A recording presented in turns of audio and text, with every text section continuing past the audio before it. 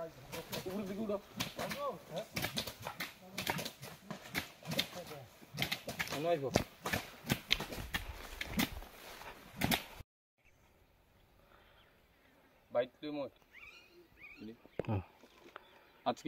আমরা বিশালগড় থানার পক্ষ থেকে আমরা থানার অফিসার এবং অন্যান্য টিএসআর এবং পুলিশ স্টাফ ওমেন স্টাফ সহ আমরা চেলিখলা আড়ালিয়াবাড়ি বর্ডারিং এরিয়া মানিক্যনগর আন্ডার কলমছড়া পিএস এখানে আড়ালিয়াবাড়ির লুঙ্গাতে কিছু রাবার প্ল্যান্টেশন আছে, নার্সারি আছে, এগুলো আমরা ইনফরমেশন পেয়েছি।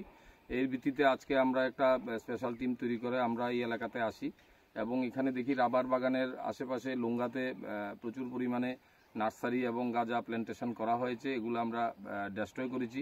এখন পর্যন্ত প্রায় 7 থেকে 8 হাজার গাছ আমরা ডেস্ট্রয় করেছি।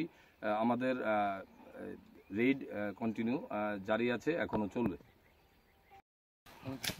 আমরা এখন আড়াইলাবাড়িতে আরেকটা প্লটে এসেছি। এখানে চারদিকে রাবার বাগান ঢালু লুঙ্গা এবং পুকুরের পাড়ে দেখতে পাচ্ছেন প্রচুর প্ল্যান্টেশন লাগানো হয়েছে। লোকালি যেটুকু ইনফরমেশন আমার কাছে আছে এটা পুরোটাই ফরেস্ট ল্যান্ড, খাস ল্যান্ড।